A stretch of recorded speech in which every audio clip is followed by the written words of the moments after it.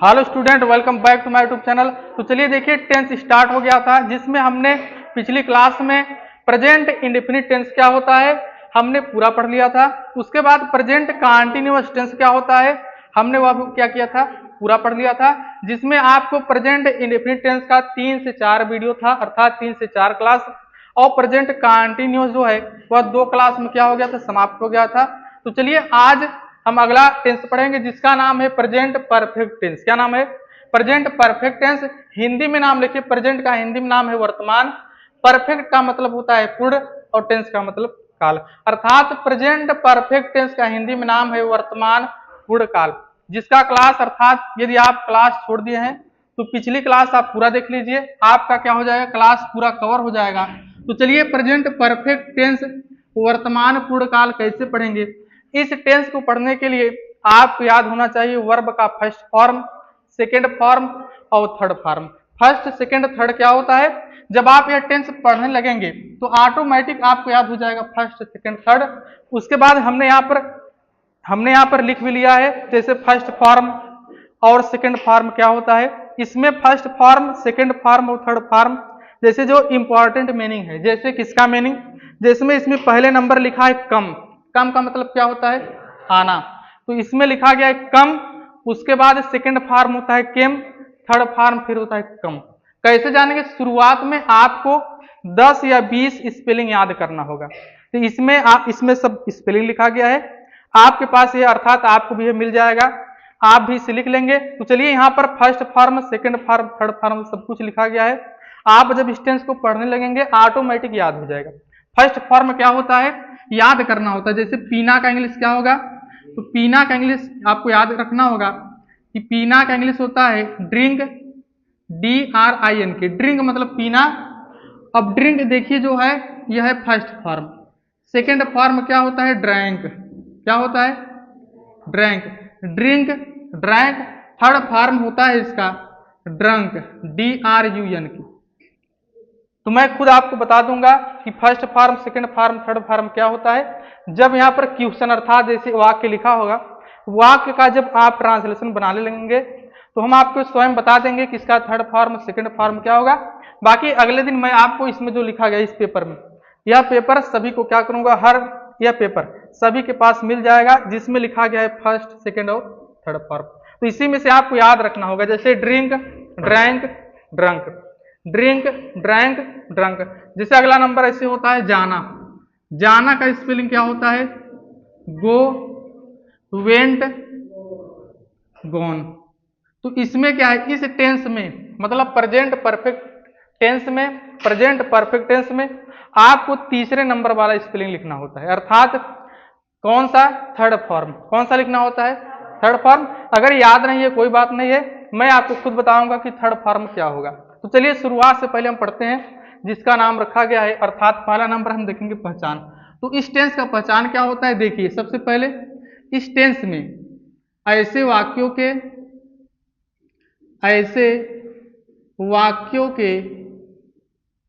क्रिया के अंत में,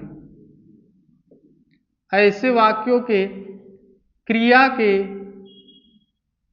अंत में, क्रिया के अंत में क्या लिखा होता है। जैसे पहला नंबर चुका है, अगला नंबर चुकी है और अगला नंबर चुके हैं। तो आपको यह याद रखना होगा, अगर अंत में चुका है, चुकी है या चुके हैं, अगर ये सब शब्द लिखा है इसका मतलब हुआ है प्रेजेंट परफेक्ट टेंस। और या तो लिखा होगा आ है, या अंत में होगा ई है, या तो होगा ए है। अब देखिए यहां पर आ मात्रा है, ई बड़ी की मात्रा, ए मतलब ए का मात्रा। यदि अंत में मात्रा भी है, आ का मात्रा है, ई का है, ए है, अगर ऐसा भी लिखा है तब भी हमारा होगा प्रेजेंट परफेक्ट टेंस। ऐसे वाक्यों की क्रिया के अंत में चुका है, चुकी है, चुके हैं, आ है, ई है, ए है इत्यादि शब्द लगे रहते हैं, इत्यादि शब्द लगे रहते हैं।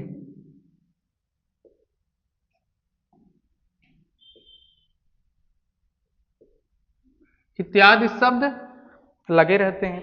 अब देखिए इस टेंस का सहायक क्रिया क्या होता है।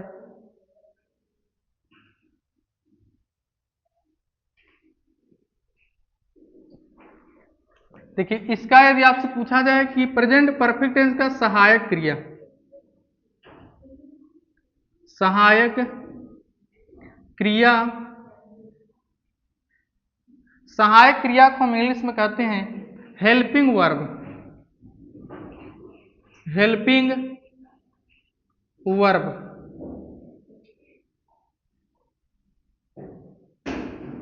इसे हम कहते हैं हेल्पिंग वर्ब।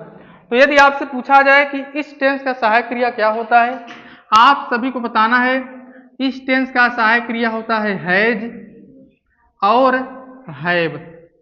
तो इस टेंस का सहायक क्रिया क्या होता है, इस टेंस का सहायक क्रिया होता है हैज, एच ए एस इसे पढ़ा जाएगा हैज, और एच ए वी ई से पढ़ेंगे हैव।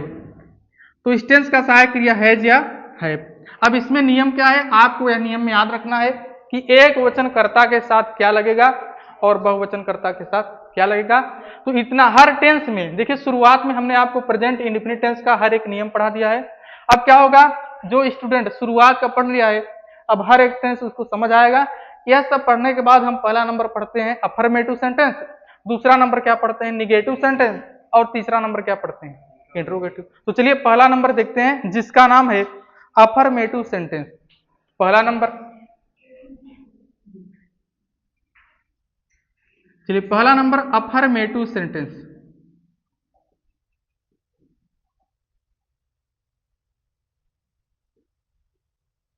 अफर्मेटिव सेंटेंस हिंदी में इसका नाम क्या है, इसका हिंदी में नाम है सकारात्मक वाक्य, सकारात्मक वाक्य।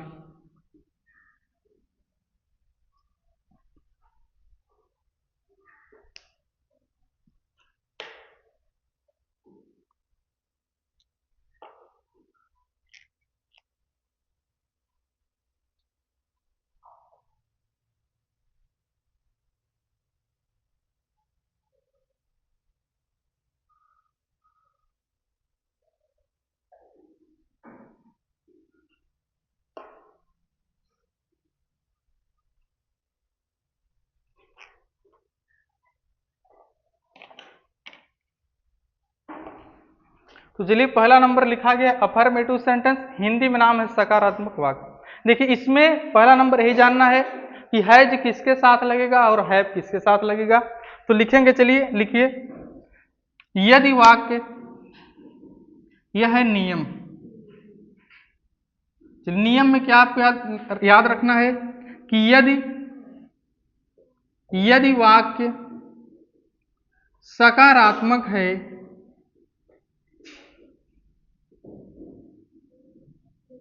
यदि वाक्य सकारात्मक है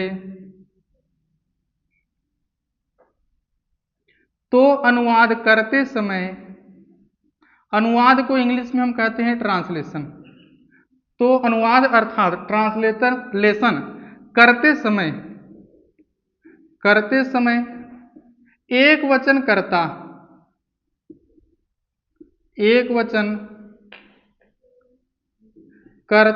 देखिए एक वचन कर्ता क्या होता है, एक वचन कर्ता होता है ही और सी, और अगला नंबर क्या होता है इट, अगला नंबर नेम। तो कोष्टक में हम लिखेंगे ही सी इट नेम। एक वचन कर्ता के साथ, एक वचन कर्ता के साथ सहायक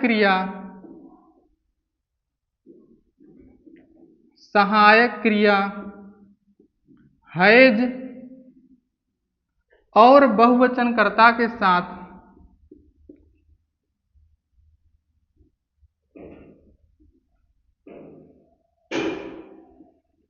और बहुवचन कर्ता क्या है आई, यू, वी और दी,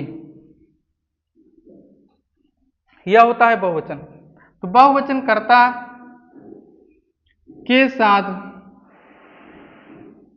हैव का प्रयोग करते हैं, HAVE।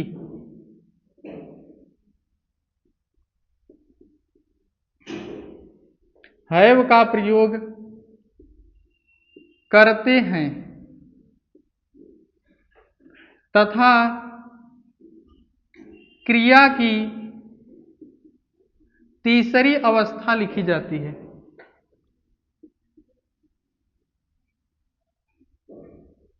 क्रिया की तीसरी अवस्था, तीसरी अवस्था को इंग्लिश में कहते हैं थर्ड फॉर्म, या तीसरी अवस्था का ही है रूप, तीसरा रूप मतलब थर्ड फॉर्म लिखी जाती है।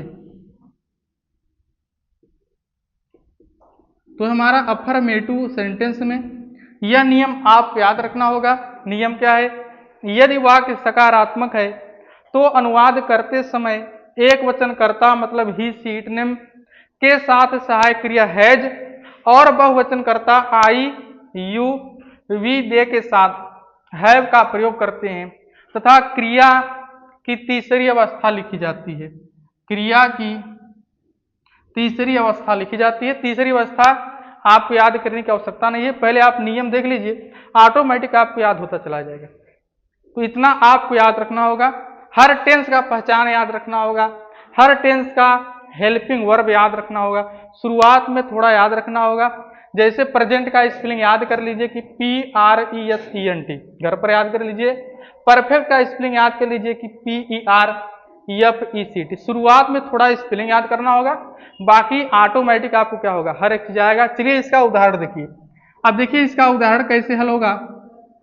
उदाहरण पहला नंबर, जैसे मैंने अपना कार्य समाप्त कर लिया है।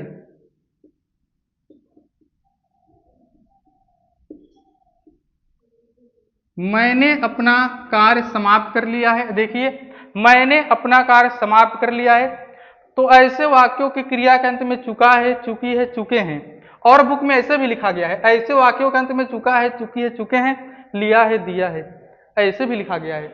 तो ऐसे भी याद कर लीजिए कि चुका है, चुकी है, चुके हैं, लिया है, दिया है इत्यादि शब्द लगा रहता है। तो हमारा कौन सा टेंस होगा? Present perfect tense. या तो यहाँ पर देखिए लिखा गया है कि चुका है, चुकी है, चुके हैं, आ है, ई है, ए है। आ है का मतलब देखिए लिया है, अंत में आ है आ रहा है ना, लिया है तो अंत में आ है का मात्रा आ रहा है। समझ में आया? ये आ का मात्रा है ना, जो एक लाइन खींचा गया है, आ है का मात्रा, या तो लिया है, दिया है। अगर ऐसा भी लगा है तो जान लीजिए कौन सा टेंस है, प्रेजेंट परफेक्ट टेंस। अब देखिए मैंने अपना कार्य समाप्त कर लिया है। मैंने का मतलब मैं, और मैं का स्पेलिंग होता है आई। अब देखिए आई के साथ में, आई यू वी के दे के साथ में हैव का प्रयोग करते हैं। तो आई के साथ में सहायक क्रिया लिखी हैव। अब देखिए अब लिखेंगे वर्ब। वर्ब का मतलब काम होता है, तो इसमें काम है समाप्त करना। तो समाप्त का इंग्लिश होता है फिनिश। क्या होता है? हाँ, समाप्त करना। तो समाप्त, ध्यान से देखिए, समाप्त का इंग्लिश होता है फिनिश। तो फिनिश जो है इसे कहेंगे फर्स्ट फॉर्म। जैसे काटना का इंग्लिश कट, दौड़ना का रन। तो जो स्पेलिंग होता है उसी को कहते हैं फर्स्ट फॉर्म, और सेकेंड और थर्ड आपको याद रखना होता है, और वह धीरे धीरे याद होगा। तो देखिए फिनिश का मतलब समाप्त करना, यह है फर्स्ट फॉर्म। फिनिश का सेकेंड फॉर्म होता है फिनिश्ड। क्या होता है? फिनिश्ड।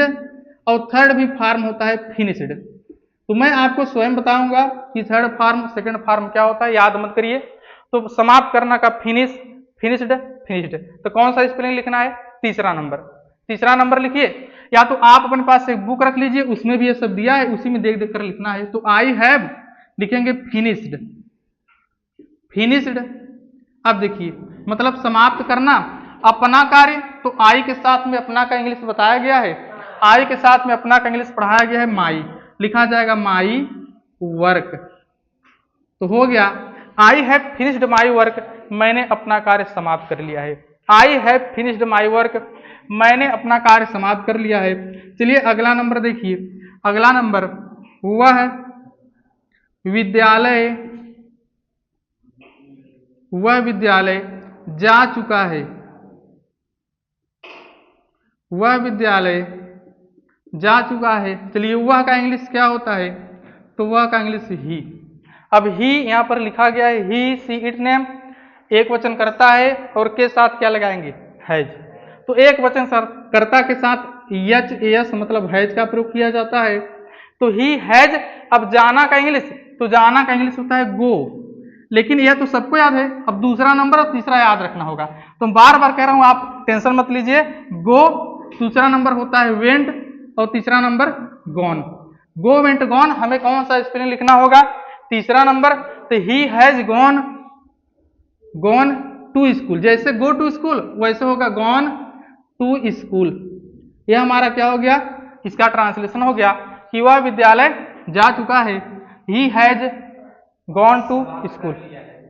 समाप्त, यहां पर समाप्त कर लिया है, तो मैंने अपना कार्य समाप्त कर लिया है। I have finished my work, वह विद्यालय जा चुका है।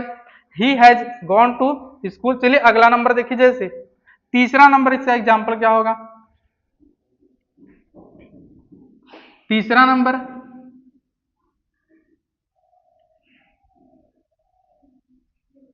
तीसरा नंबर है कि चपरासी घंटी बजा चुका है।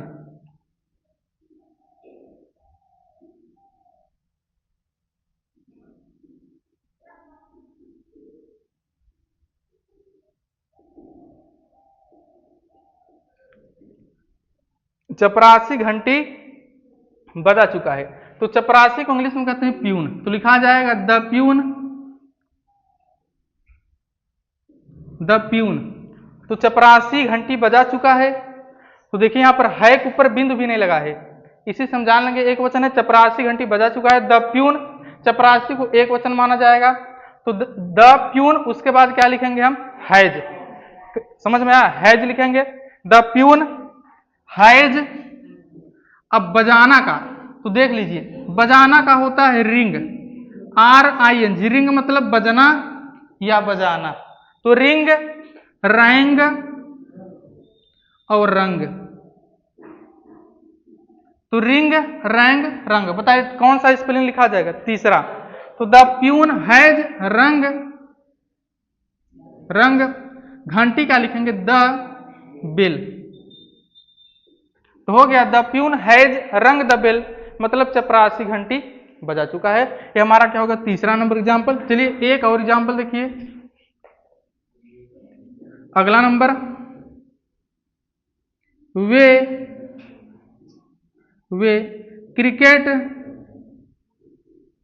क्रिकेट खेल चुके हैं।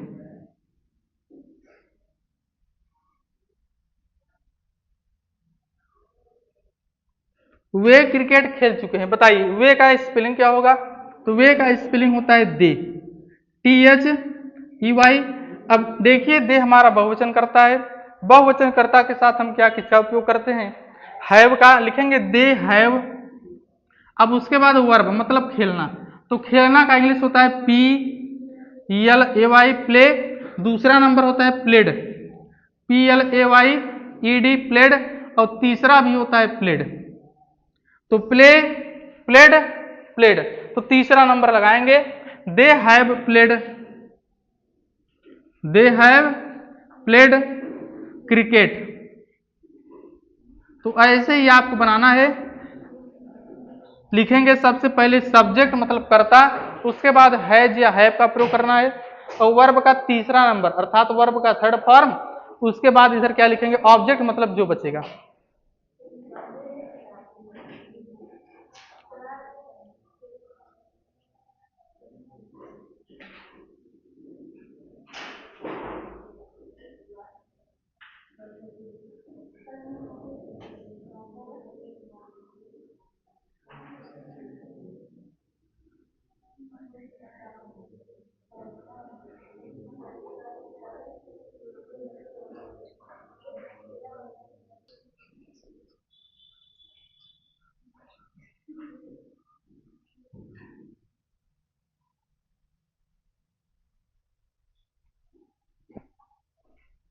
चलिए अफर्मेटिव सेंटेंस का देखिए, यहाँ पर 5 और उदाहरण लिखा गया है। जैसे पहला नंबर क्या लिखा गया है, उसने अपना खाना खा लिया है। उसने का मतलब उसे, और उसे का इंग्लिश क्या होता है, ही। तो उसने का इंग्लिश हम लिखेंगे ही, तो उसने का इंग्लिश क्या लिखेंगे, ही।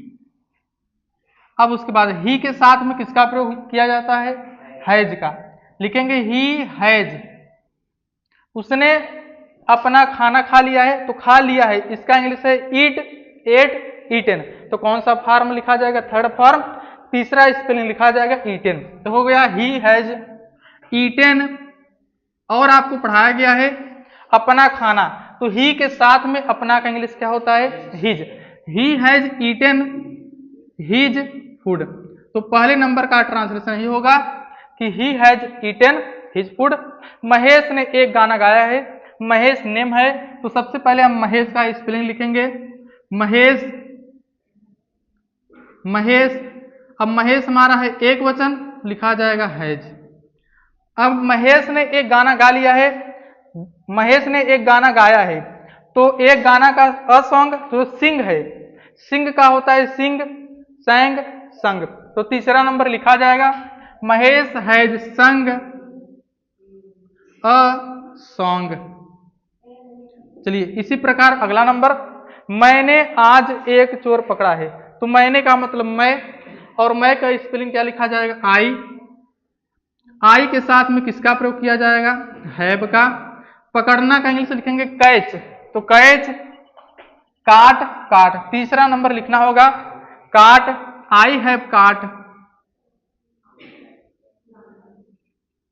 एक चोर, तो एक चोर का इंग्लिश क्या लिखा जाएगा? ऊपर लिखा गया है अ थीप, तो I have caught a thief. A thief. बताइए आज का इंग्लिश, यदि वाक्य में आज लिखा हो तो आज का इंग्लिश सबसे अंत में लिखेंगे, और आज का इंग्लिश होता है today. I have caught a thief, लिखेंगे टुडे। आज का इंग्लिश सबसे अंत में लिखा जाता है। उन्होंने, उन्होंने का इंग्लिश होता है दे, दे मतलब वे या उन्हें या उन्होंने, तो लिखा जाएगा दे, THEY। दे के साथ में हैव का प्रयोग। उन्होंने अपने स्कूल का कार्य समाप्त कर लिया है, तो समाप्त कर लिया है, समाप्त करना का फिनिश, फिनिश्ड, फिनिश्ड। तीसरा नंबर स्पेलिंग लिखा जाएगा they have finished, they have finished. चलिए लिखा क्या गया है? इसमें लिखा गया है अपने स्कूल का कार्य, अपने स्कूल का कार्य। इसका इंग्लिश होगा दे के साथ में दियर, दियर। दे के साथ में अपना का इंग्लिश दियर, दियर स्कूल वर्क। ध्यान से देखिए, अपने स्कूल का कार्य, दियर स्कूल वर्क मतलब अपने स्कूल का कार्य। तो दियर स्कूल वर्क मतलब अपने स्कूल का कार्य। ट्रांसलेशन पूरा हो गया। अगला नंबर, उसने मेरी पुस्तकें चुरा ली है। उसने का मतलब उसे, उसे का मतलब ही, लिखा जाएगा ही के साथ में सहायक क्रिया हैज का प्रयोग किया जाता है। He has. पता है चुराना का इंग्लिश होता है स्टील, ऊपर लिखा गया है स्टील, स्टोल, स्टोलन। तीसरा number he has stolen, he has stolen. लिखा गया उसने मेरी पुस्तकें मतलब माई बुक्स, मेरी पुस्तकें का मतलब मेरी पुस्तकें, my books. He has stolen my books मतलब मेरी पुस्तकें। पुस्तकें यहाँ पर बहुत सारे हैं इसलिए बुक्स हो गया। उसने मेरी पुस्तक चुरा ली है, तो माई बुक। उसने मेरी पुस्तकें चुरा ली है, तो माई बुक्स। तो इसी प्रकार इन पांचों का ट्रांसलेशन हो गया है। इसी प्रकार आपको अफर्मेटिव में जितना सेंटेंस पूछा जाएगा, अफर्मेटिव में जितना सेंटेंस पूछा जाएगा सभी का आप ऐसे ही बनाएंगे। सब में इस पूरे टेंस में हमेशा स्पेलिंग में लिखना है वर्ब का थर्ड फॉर्म। क्या लिखना है? Third form. अभी निगेटिव सेंटेंस हम पढ़ेंगे तो हैज और हैव के बाद क्या लगा देंगे? नॉट। उसके उसी प्रकार हम पढ़ेंगे इंट्रोगेटिव और हमारा प्रेजेंट परफेक्ट टेंस क्या हो जाएगा? समाप्त हो जाएगा। तो चलिए इतना आप लोग लिखिए, उसके बाद हम देखते हैं निगेटिव सेंटेंस क्या होता है, फिर याद हो जाएगा। तो चलिए अफर्मेटिव सेंटेंस पूरा समाप्त हो गया था। आज हम देखेंगे निगेटिव सेंटेंस। तो लिखिए पहले आप पूरा समझ लीजिए, उसके बाद लिखेंगे। देखिए निगेटिव सेंटेंस में इसका नियम क्या है? इसका नियम यही है कि यदि वाक्य नकारात्मक है, देखिए यदि वाक्य नकारात्मक है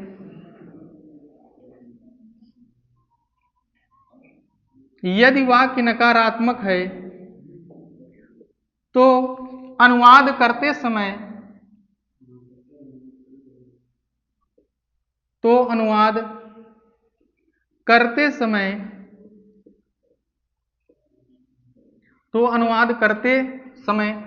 नहीं शब्द की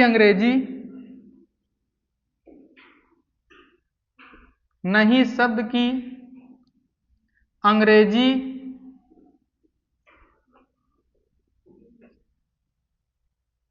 नॉट सहायक क्रिया के तुरंत बाद लगा देते हैं। सहायक क्रिया के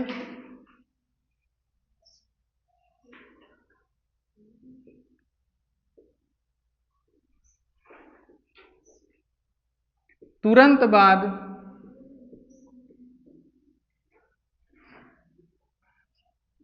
लगा देते हैं। तो चलिए नियम क्या लिखा गया है, यदि वाक्य नकारात्मक है तो अनुवाद करते समय नहीं शब्द की अंग्रेजी NOT नॉट सहायक क्रिया के तुरंत बाद लगा देते हैं तथा इस टेंस में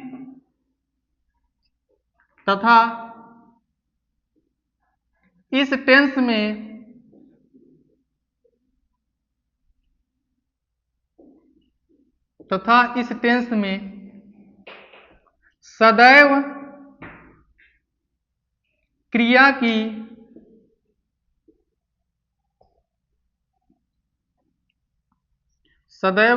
की तीसरी अवस्था लिखी जाती है। क्रिया की तीसरी अवस्था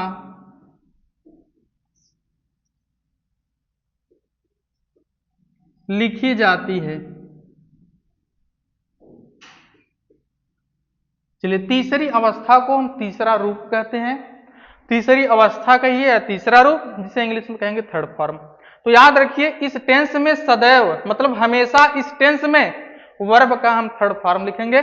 चलिए आपकी बुक में देखिए इसका एग्जाम्पल दिया गया है पहला नंबर। जैसे निगेटिव सेंटेंस का पहला नंबर एग्जाम्पल क्या है, पहला नंबर लिखा गया है कि राम स्कूल नहीं गया है। क्या लिखा गया है, राम स्कूल नहीं गया है।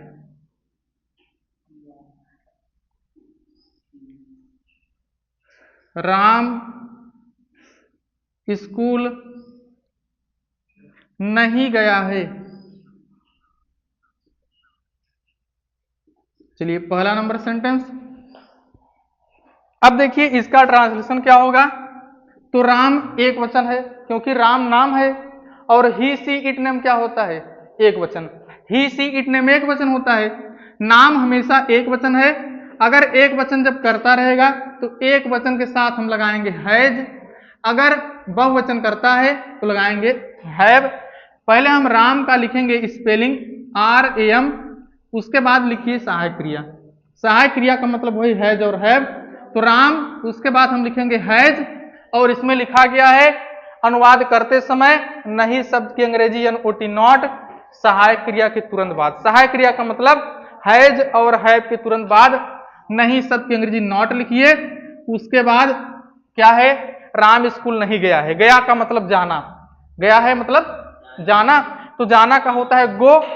तो अभी आपको कल बताया गया था जैसे जाना, तो जाना का क्या होता है गो, अगला नंबर होता है वेंट और गॉन। कॉपी में आप कहीं पर इसे लिख लीजिए, कॉपी के पीछे आप लिख लीजिए गो वेंट गॉन। तो तीसरा नंबर हम स्पेलिंग लिखेंगे Ram has not gone to school.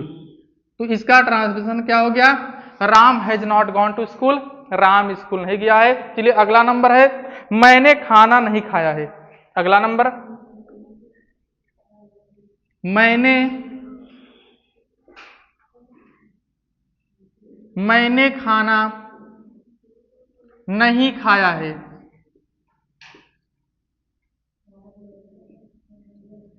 मैंने खाना नहीं खाया है, मैंने का मतलब मैं, तो मैं का इंग्लिश होता है आई, और आई यू वी दे इसे हम कहते हैं बहुवचन। तो बहुवचन के साथ किसका प्रयोग किया जाएगा, हैव का। आई हैव, अब हैज या हैव के बाद नहीं का इंग्लिश लिखिए नॉट। अभी आपको कल बताया गया था मैंने खाना नहीं खाया है, तो खाया है इसे हम कहते हैं इट। तो इट का 3 फॉर्म होता है EAT, इसे याद करना है, बिना याद किए आप नहीं जान पाएंगे। Eat, ate, eaten, eat, ate, eaten. तो तीसरा नंबर लिखा जाएगा ईटेन और फूड। फूड का मतलब भोजन या खाना।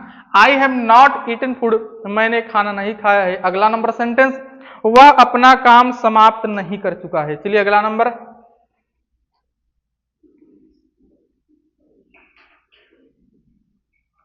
वह अपना काम समाप्त नहीं कर चुका है।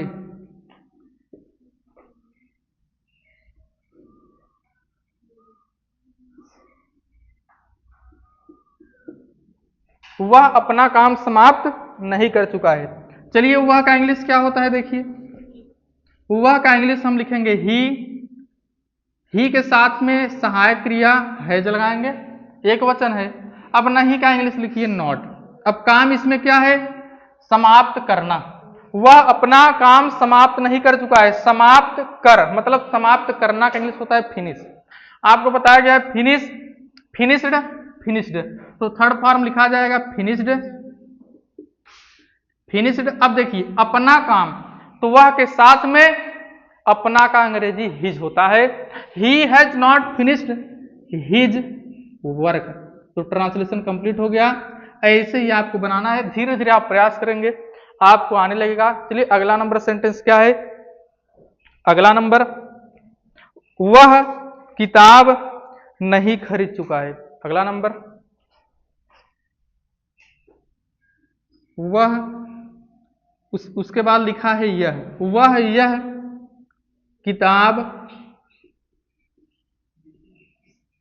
नहीं खरीद चुका है।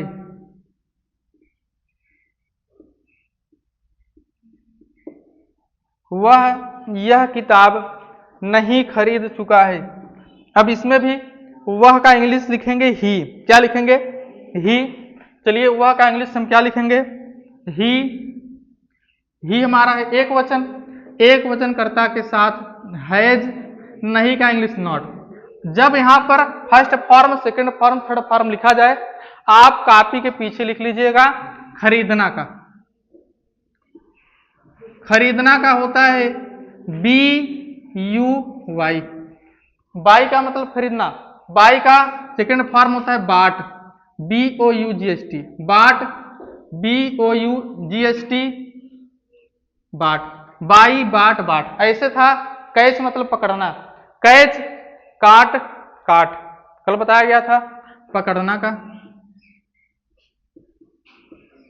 कैच, CATCH, कैच मतलब पकड़ना, और CAUGST, काट, काट। ऐसे आपको ऑटोमेटिक धीरे धीरे याद होता चला जाएगा। कैच मतलब पकड़ना, तो कैच, काट, काट, इसे कहेंगे first form, second form, third form, first form, second form, third form. He has not, तीसरा नंबर स्पेलिंग लिखा जाएगा बाट, ही हैज नॉट बाट। अब देखिए वह नहीं खरीद चुका है क्या, यह किताब, यह किताब का इंग्लिश होगा दिस बुक, दिस बुक। तो चलिए ऐसे ही मैं आपको 5 सेंटेंस यहां पर लिख रहा हूं। आप सभी को 5 सेंटेंस क्या करना होगा, स्वयं बनाना होगा। उसके बाद मैं स्वयं हल करूंगा, आप लोग स्वयं उसको क्या करेंगे, मिलाएंगे और देखिएगा कि आपका कितना सही हुआ कितना गलत।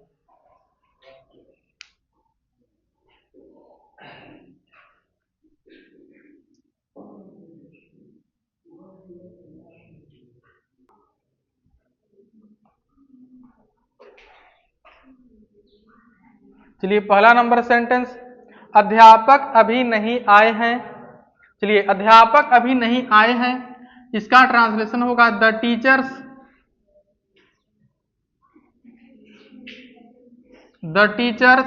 टीचर्स क्यों लिखा जा रहा है, क्योंकि है के अंत में बिंदु लगा है, इसी से पता चलेगा कि सभी अध्यापक का बात हो रहा है। यदि है के ऊपर बिंदु नहीं लगा होता तो हम लिखते द टीचर। तो द टीचर्स बहुवचन है, लिखेंगे हैव, सहायक क्रिया के बाद नहीं का इंग्लिश लिखेंगे नॉट, आना का कम, केम, कम। देखिए यहां पर लिखा गया है, तुम तीसरा नंबर स्पेलिंग लिखेंगे the teachers have not come, अभी लिखेंगे YET।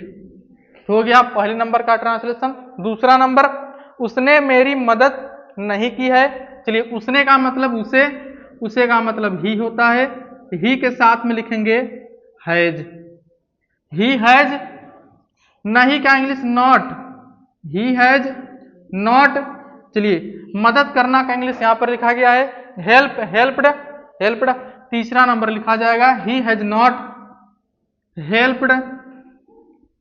उसने मेरी मदद, मेरी का अगर बीच में उसने मेरी मदद नहीं की है, ही हैज नॉट हेल्प्ड, माई मत लिखिए, मी लिखा जाएगा। माई कब लिखा जाएगा? जैसे मेरी किताब अगर रहता तो माई बुक, समझ में, उसकी किताब हो जाएगा उसकी, हिज बुक। तो यहां पर क्या होगा, मेरी का इंग्लिश मी लिखा जाएगा। अगला नंबर, मैंने यह दृश्य नहीं देखा है, मैंने का इंग्लिश लिखा जाएगा आई। आई के साथ में हैव, उसके बाद नहीं का इंग्लिश लिखा जाएगा नॉट। I have not. चलिए देखना का इंग्लिश लिखना है सी, तो सी सा सीन। तीसरा नंबर लिखा जाएगा आई have not scene, I have not scene यह दृश्य। दिस, इसे भी सीन पढ़ा जाएगा, दिस सीन, इसे भी सीन पढ़ा जाता है। तो दिस सीन लिखिए या दिस पिक्चर लिखिए। पिक्चर का हिंदी होता है तस्वीर, पिक्चर का मतलब तस्वीर भी होता है। तो आप पिक्चर लिखिए, दिस पिक्चर या दिस सीन। तो आपके बुक में यही दिया गया है, चलिए हम यही लिखेंगे, I have not seen this scene. Yes CENE, इसे भी सीन पढ़ा जाएगा, उसे भी सीन पढ़ा जाएगा। विनय ने अपनी घड़ी नहीं बेची है। चलिए विनय क्या है, एक नाम है। तो विनय का सबसे पहले हम लिखेंगे स्पेलिंग, विनय। नेम क्या होता है, एक वचन, तो विनय हैज, नहीं का इंग्लिश नॉट। चलिए बेचना का क्या लिखा जाएगा, लिखा गया है सेल, सोल्ड, सोल्ड। तीसरा फॉर्म लिखेंगे, third form, Vinay has not sold, sold अपनी घड़ी। अब विनय क्या है, एक लड़का है, तो लड़के के संग हमें अपना इंग्लिश लिखते हैं हिज, और यदि लड़की का नाम होता तो वहां पर हर लिखा जाता। Vinay has not sold his watch, WATCH, watch का मतलब घड़ी। चलिए अगला नंबर, पिताजी दफ्तर से नहीं आए हैं। पिताजी का इंग्लिश लिखा जाएगा द फादर। क्या लिखा जाएगा, लिखा जाएगा द फादर। अब बताइए पिताजी को माना जाएगा एक वचन, इसलिए यहां पर सहायक क्रिया हैज का प्रयोग करेंगे। नहीं का इंग्लिश हम नॉट लिखेंगे। आना का चलिए शुरुआत में लिखा गया है कम, केम, कम, तो लिखेंगे the father has not come. चलिए दफ्तर से, तो दफ्तर से स्पेलिंग यहां पर लिखा गया है, कहां पर है दफ्तर से स्पेलिंग, तो यहां से नीचे फ्रॉम ऑफिस। फ्रॉम का मतलब से, ऑफिस का मतलब दफ्तर, तो लिखा जाएगा the father has not come from office. तो चलिए पांचों का क्या हो गया, पांचों सेंटेंसों का ट्रांसलेशन हो गया है। चलिए आप लोग देख लीजिए आपका कहां पर मिस्टेक है, कहां पर गलत है। स्वयं अगर जहां पर गलत है आप लोग उसे बना लीजिए। चलिए आज हम देख लेते हैं अगला नंबर, इंट्रोगेटिव सेंटेंस।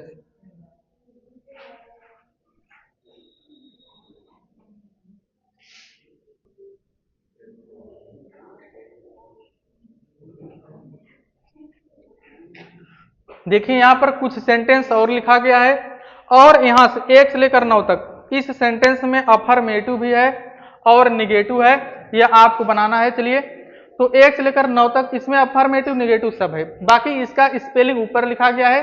चलिए हम पहला नंबर हल करते हैं, जिसका नाम है सूर्य निकल आया है। तो सूर्य का इंग्लिश सबसे ऊपर लिखा गया है द सन। तो चलिए सूर्य निकल आया है, इसका ट्रांसलेशन लिखा जाएगा, क्या हम लिखेंगे, लिखेंगे द सन। चलिए निकल आया है, निकल आया है का राइज, रोज, राइजन, तो लिखेंगे राइजन, द सन राइजन। हमारा ट्रांसलेशन हो गया। मैंने यह कहानी सुनी है, मैंने का लिखा जाएगा स्पेलिंग क्या होगा, अच्छा हैज अभी इसमें लगाना है। चलिए has, the sun has risen, सूर्य एक वचन है, हैज अभी लगेगा। चलिए अगला नंबर, मैंने यह कहानी सुनी है, मैंने का स्पेलिंग क्या लिखा जाएगा? आई। तो लिखा जाएगा आई, आई बहुवचन है, सहायक क्रिया इसमें लगाया जाएगा हैव। आई हैव, सुनना का लिसन, लिसेंड, लिसेंड।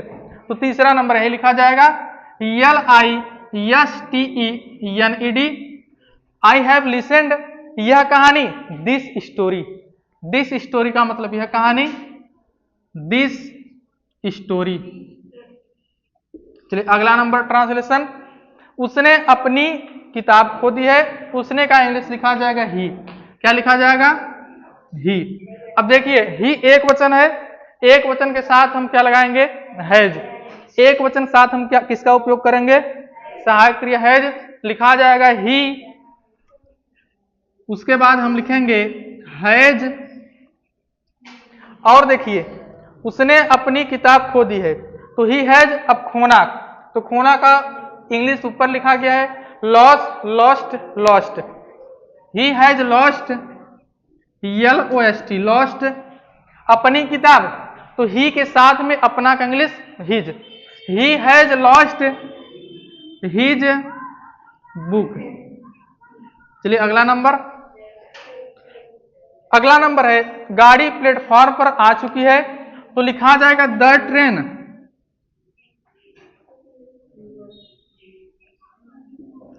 The train. अब बताइए द ट्रेन को माना जाएगा एक वचन, एक वचन माना जाएगा। द ट्रेन हैज, आना, गाड़ी प्लेटफॉर्म पर आ चुकी है। द ट्रेन कम, केम, कम, तो कम का थर्ड फॉर्म कम ही होता है। कभी कभी क्या होता है, यहां पर गाड़ी प्लेटफॉर्म पर आ चुकी है तो कम ना लिख करके वहां पर लिखा जाता है, देखिए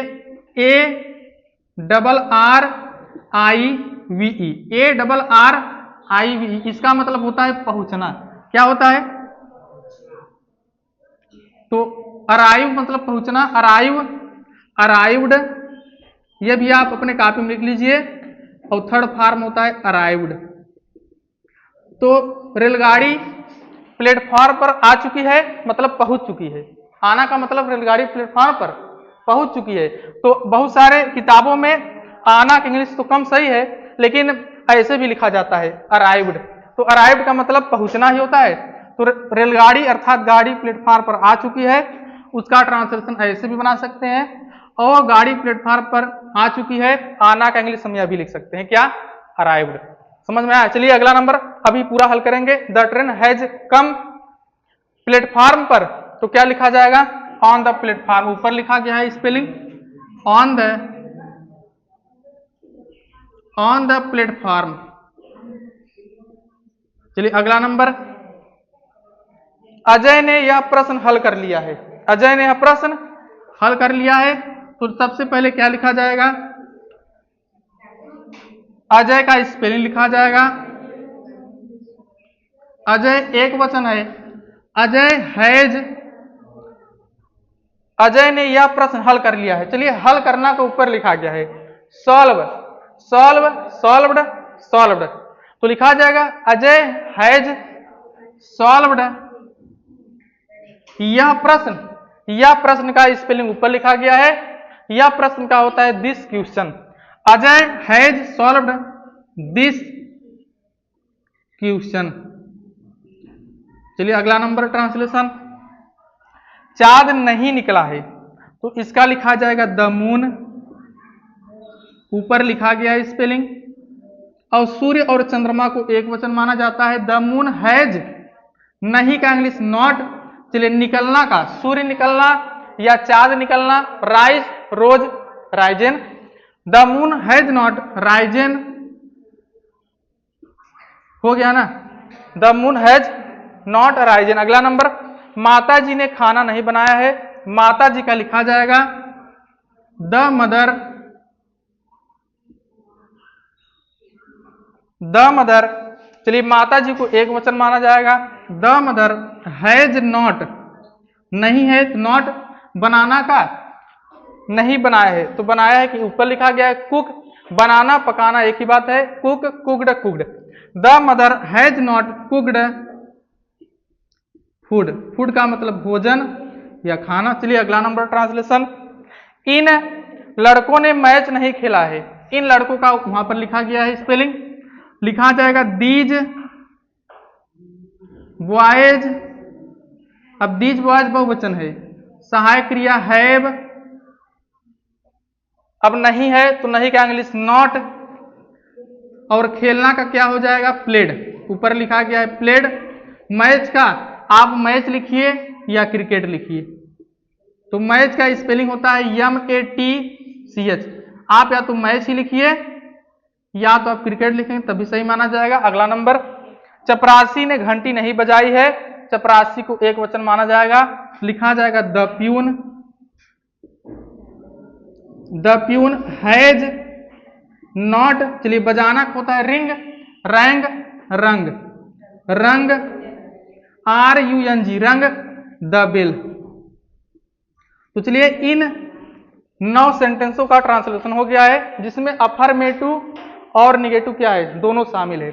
तो चलिए आज की क्लास में हमने प्रेजेंट परफेक्ट टेंस का निगेटिव सेंटेंस पढ़ा और साथ में ही अफर्मेटिव और निगेटिव का हमने क्या किया, बहुत सारा प्रश्न हल किया टेंस का। और यदि आप एक टेंस माने एक टेंस यदि आप सीख लिए हैं तो हर टेंस का नियम वही होगा, हर टेंस का नियम वही होगा। तो चलिए यदि आप लोगों ने इसके पहले इंट्रोगेटिव सेंटेंस पढ़ा है तो उसी प्रकार इसका भी नियम है। चलिए नियम लिखिए, नियम देखिए क्या है। नियम में पहला नंबर, हर टेंस में हम यही पढ़ेंगे जब शुरुआत में क्या आ जाए। क्या आता है, क्या। तो चलिए नियम क्या है, यदि वाक्य के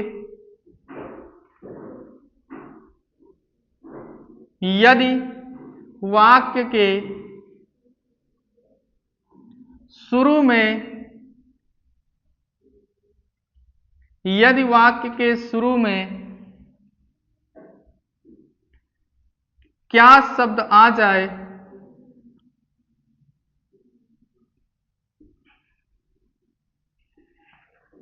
यदि वाक्य के शुरू में क्या शब्द आ जाए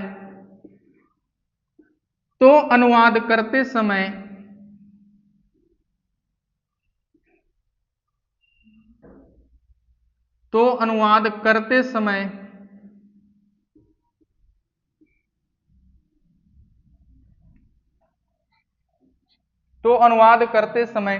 क्या शब्द की अंग्रेजी नहीं लिखी जाती है।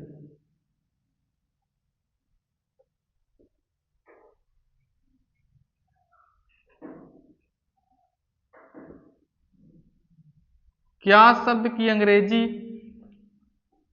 नहीं लिखी जाती है।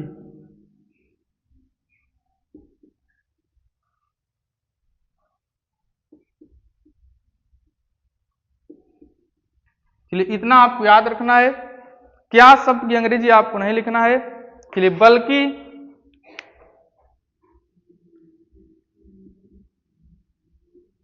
बल्कि सहायक क्रिया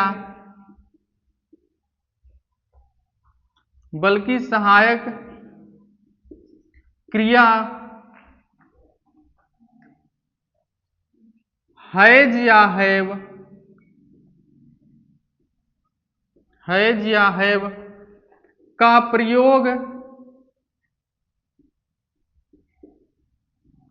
या हैव का प्रयोग कर्ता के अनुसार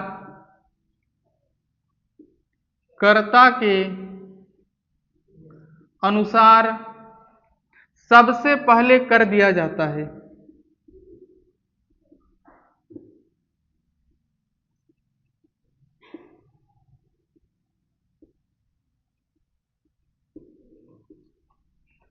सबसे पहले कर दिया जाता है। तो चलिए नियम हर टेंस का वही होगा।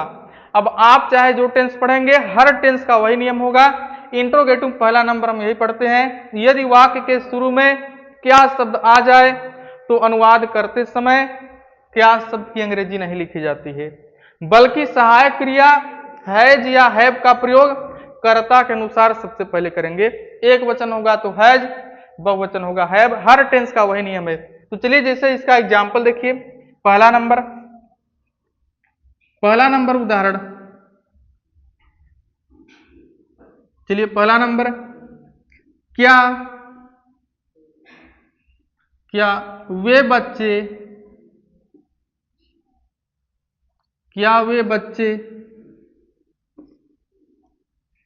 क्रिकेट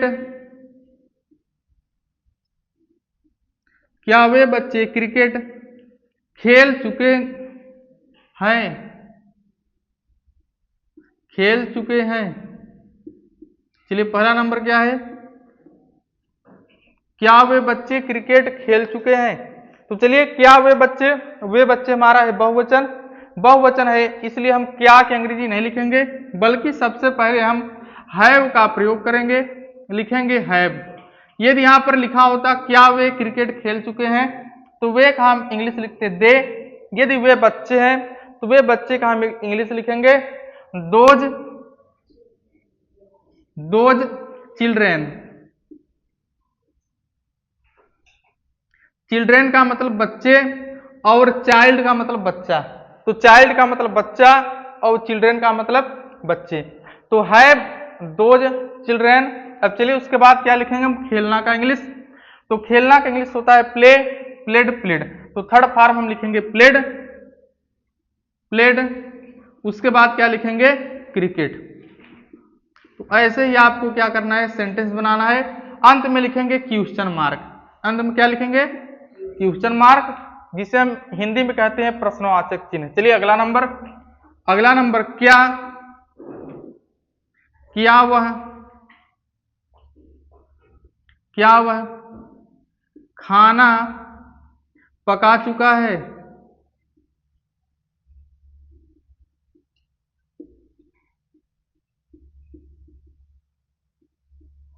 चलिए क्या वह खाना पका चुका है। अब चलिए वह देखिए एक वचन है, तो एक वचन करता है तो क्या लिखेंगे, सबसे पहले हम लिखेंगे हैज। तो लिखेंगे हैज और वह का इंग्लिश हम लिखेंगे ही। तो हैज ही। और बताइए पकाना का इंग्लिश होता है कुक, तो कुक का होता है कुक्ड। थर्ड फॉर्म हम लिखेंगे कुक्ड। और उसके बाद खाना का इंग्लिश क्या लिखेंगे हम, फूड। तो यदि आप जब एक टेंस पूरा सीख लेंगे, हर टेंस का वही नियम होगा और टेंस धीरे धीरे सरल हो जाएगा। फिर अगला नंबर क्या मेरी माताजी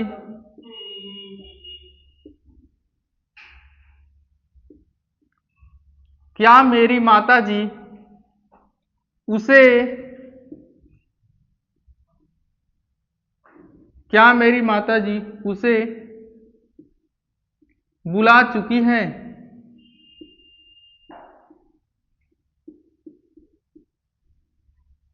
क्या मेरी माताजी उससे बुला चुकी है। चलिए मेरी माताजी, इसका इंग्लिश होगा माई मदर।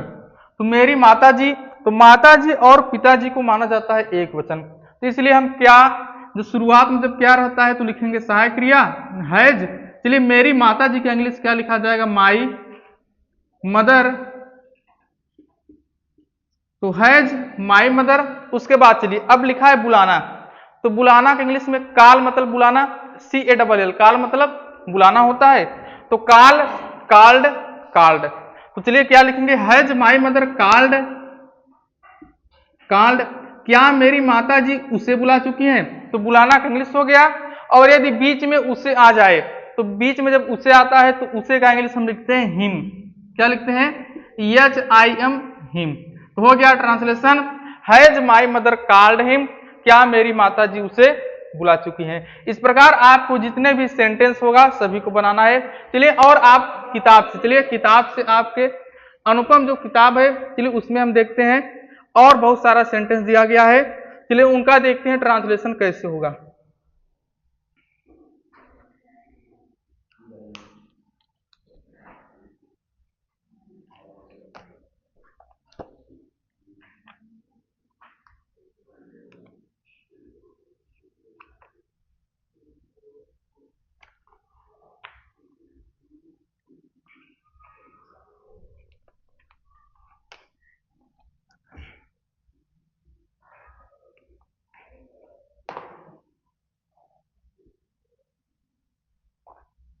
चलिए पहला नंबर इसमें लिखा है क्या वह सो चुका है। चलिए आपकी बुक में और एग्जाम्पल दिया गया है, क्या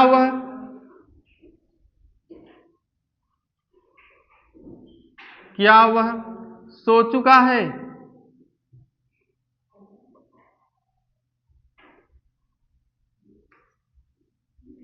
अब देखिए वह एक वचन है तो वह का इंग्लिश होता है ही के साथ में सबसे पहले हम प्रयोग करेंगे हैज, ही। चलिए सोना, तो स्लीप मतलब सोना होता है। Yes double EP sleep, slept, और थर्ड फॉर्म भी होता है स्लेप्ट, तो हम लगाएंगे third form slept. Has he slept हो गया हमारा ट्रांसलेशन। अंत में लिखेंगे क्वेश्चन मार्क। चलिए अगला नंबर देखिए क्या दिया गया है। अगला नंबर, क्या पिताजी रामायण पढ़ चुके हैं? अगला नंबर, क्या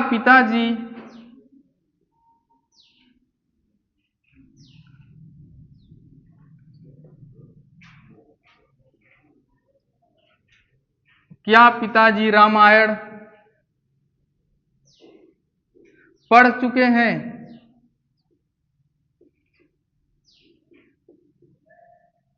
चलिए पिताजी, यदि जैसे मेरी माताजी लिखा गया था तो माई मदर, पिताजी और माताजी लिखेंगे द फादर और द मदर। तो पिताजी एक वचन तो हम क्या लिखेंगे? Has the father, has the father. अब बताइए पढ़ना, तो पढ़ना का हमने आपको बताया था कि रीड मतलब होता है पढ़ना, READ। तो रीड का तीनों फॉर्म रीड ही होता है, READ। लेकिन हम उच्चारण करते समय कैसे पढ़ते हैं? Read, ride, ride. तो रीड स्पेलिंग तो सेम होता है, लेकिन जब हम बोलेंगे तो दूसरे ढंग से बोलेंगे, रीड, राइड, राइड। तो has the father ride, READ। अब रामायण तो लिखेंगे द रामायण। रामायण से पहले क्या लिखेंगे? द का प्रयोग किया जाता है। और रामायण का पहला अक्षर भी कैपिटल में होना चाहिए। कैपिटल का मतलब बड़े अक्षर में पहला नंबर होना चाहिए। तो has the father read the Ramayana क्या हो गया इसका ट्रांसलेशन। चलिए आपके बुक में एक और नंबर दिया गया है, एक क्वेश्चन और दिया गया है, क्या उसने गीत गाया है? चलिए क्या उसने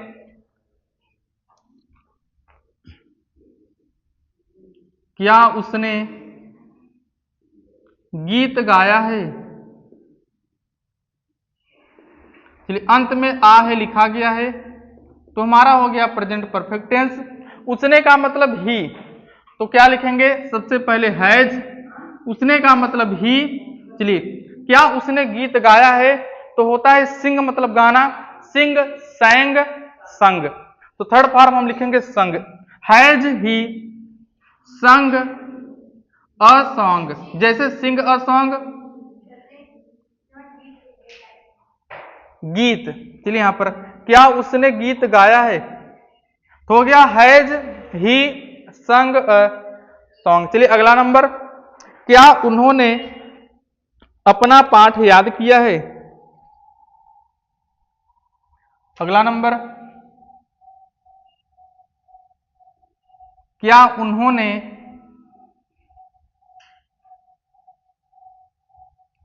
अपना पाठ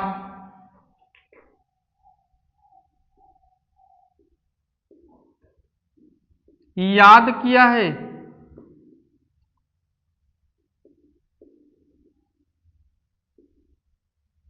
अब चलिए उन्होंने का इंग्लिश हम लिखेंगे दे।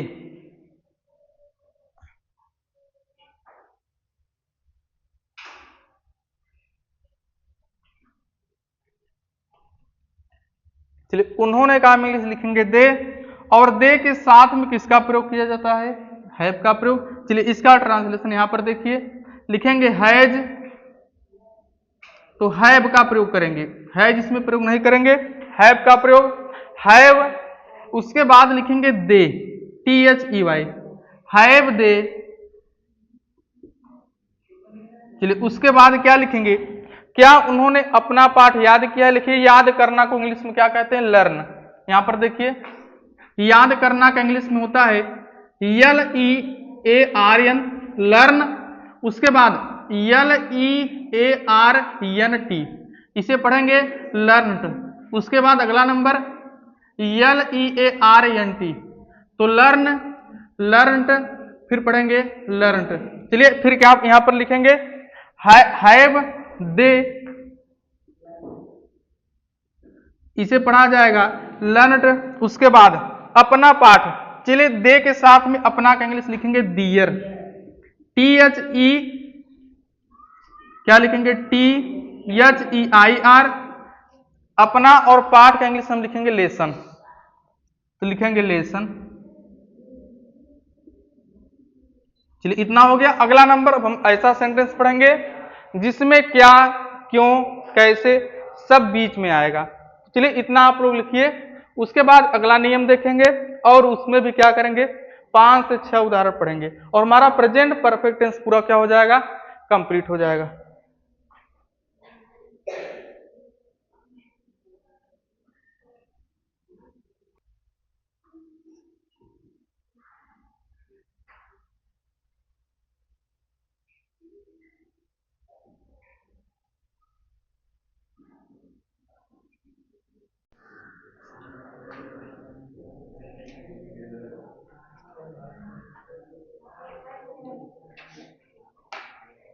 चलिए इंट्रोगेटिव में देखिए अगला नंबर नियम।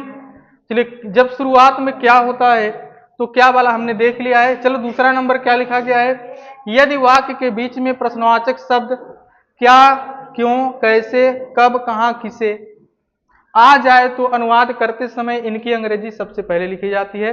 हर टेंस में इंट्रोगेटिव, अफर्मेटिव, नेगेटिव सबका नियम सेम होता है। यदि बीच में आ जाए क्या, क्यों, कैसे, इनकी अंग्रेजी सबसे पहले हम लिखेंगे। जैसे लिखा गया है पहला नंबर, राम ने तुम्हें क्यों नहीं बुलाया है, तो सबसे पहले हम क्यों का इंग्लिश लिखेंगे व्हाई। राम एक वचन है इसलिए हम लिखेंगे सहायक क्रिया हैज, तो लिखेंगे व्हाई हैज राम। नहीं है तो सब्जेक्ट के बाद लगा दीजिए नॉट। उसके बाद हम लिखेंगे वर्ब, वर्ब का मतलब बुलाना, और तुम्हें का इंग्लिश क्या लिखेंगे, यू। तो पहले नंबर का देखिए ट्रांसलेशन लिखा गया है कि why has Ram not called you. दूसरा नंबर, अध्यापक ने किसे बुलाया है, यहां पर बिंदु नहीं लगा गया है। अध्यापक को हम मानेंगे एक वचन। किसे का इंग्लिश सबसे पहले लिखा जाएगा, whom हैज द टीचर, और बुलाना क्या हो जाएगा, थर्ड फॉर्म। काल का थर्ड फॉर्म कॉल्ड। अगला नंबर देखिए लिखा गया है, उसने तुम्हें गाली क्यों दी है। चलिए क्यों का इंग्लिश सबसे पहले देखिए लिखा गया है। क्यों का इंग्लिश क्या होता है, व्हाई। उसने का मतलब वह, और वह का इंग्लिश हम लिखेंगे ही के साथ में किसका प्रयोग, हैज। Why has he. चलिए गाली देना का क्या होता है, एब्यूज्ड। तुम्हें का मतलब यू। इसी प्रकार अगला नंबर लिखा गया है, रमेश ने विश्वास क्यों नहीं किया है। क्यों का इंग्लिश सबसे पहले व्हाई। रमेश एक वचन है, सहायक क्रिया लिखेंगे हैज। व्हाई हैज रमेश नहीं है तो सब्जेक्ट के बाद आप नॉट लिखिए, और विश्वास करना का होता है बिलीव, और बिलीव का थर्ड फॉर्म क्या लिखा जाएगा, बिलीव्ड। तो चलिए पूरा हमारा क्या हो गया, पूरा हमारा हो गया प्रेजेंट परफेक्ट कंटीन्यूअस टेंस पूरा कंप्लीट हो गया है। चलिए अगली क्लास में हम देखेंगे प्रेजेंट परफेक्ट कंटीन्यूअस टेंस।